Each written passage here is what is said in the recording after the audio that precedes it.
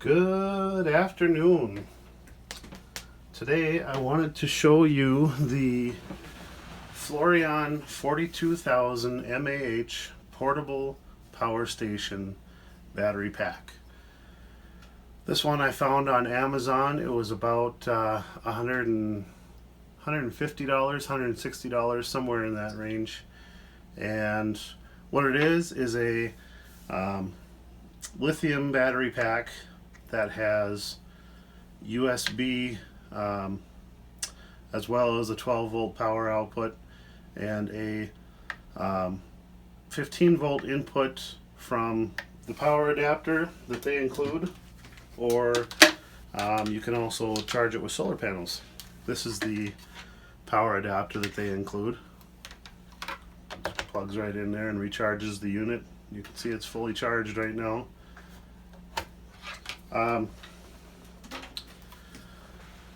I bought this thing because I wanted to try one that had built-in AC output, and this one had two plugins on it. So that's why I chose this one over other brands. Like I said, it has the two AC outputs, it has four USB outputs, and then this 12 volt accessory output. And I wish it would have come with some accessories or some adapters, say to plug into this and go to like a cigarette lighter, so I could plug in the fantastic or endless breeze fantastic fan that I have. I'll have to make something now or buy something to adapt that to work with that. So it would have been nice to come with a couple, 2-3 options for adapters to plug into that. But anyway, I like this power pack. It's worked great for me so far. The claims online are anywhere from 2 to 3 to 4 laptop recharges off this thing.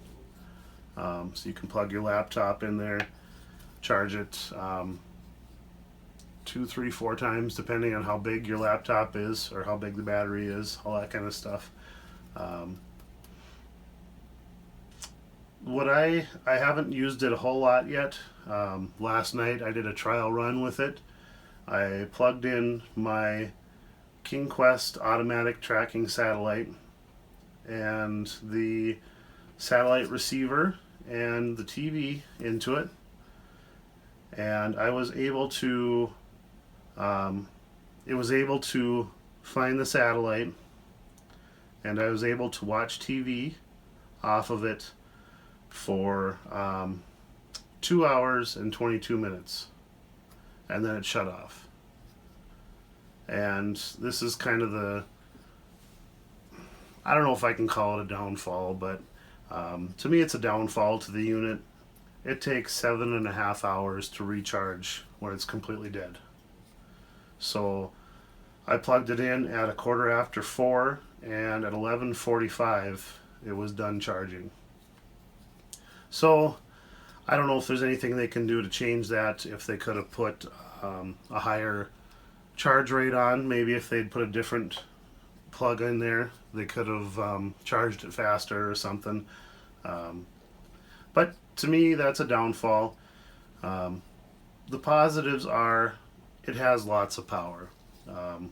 You should be able to do anything you want to with this unit pretty comfortably. You'll learn its limitations after some use, and for most people, they probably won't see a limitation off of this thing. To be able to watch satellite TV for 2 hours and 22 minutes is pretty amazing.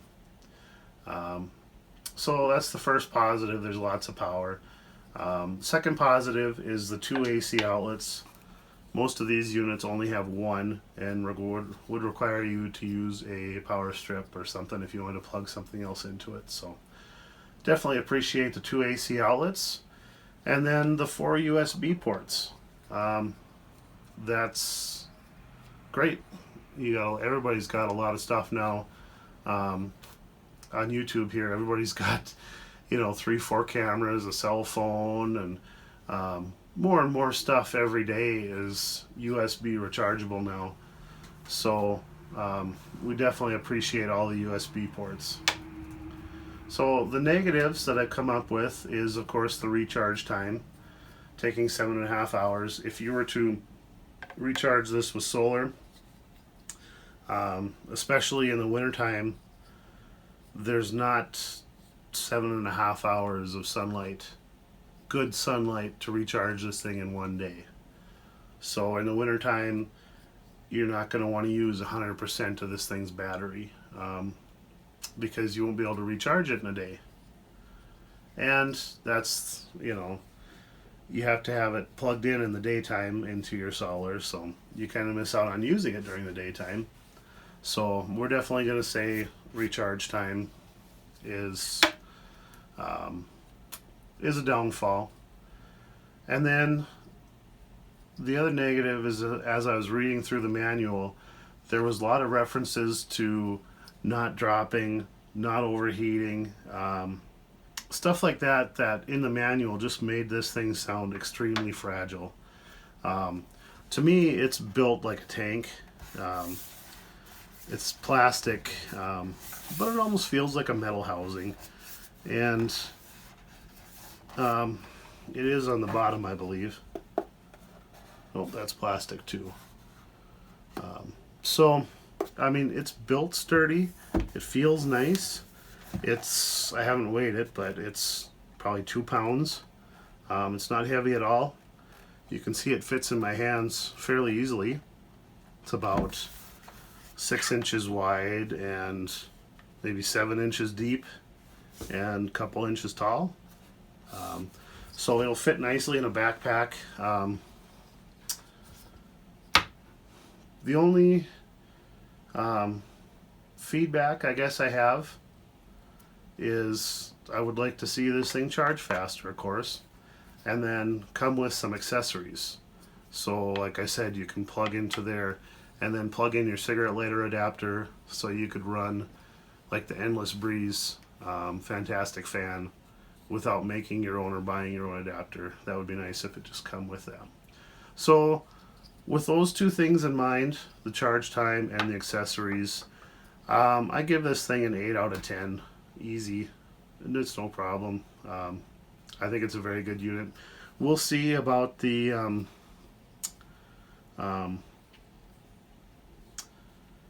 about how fragile it is. We'll find that out down the road. It doesn't sound good in the manual that it's very sturdy, but I think it is sturdier than it sounds. So, basic operation, well, we just hit the power button here. That turns on these USB ports and the 12 volt power output. And then once you have those on, you can hold down the AC button for 2 to 3 seconds. And you saw it flash there and then go back to their green. So we're good to go. So them are on now, ready to go.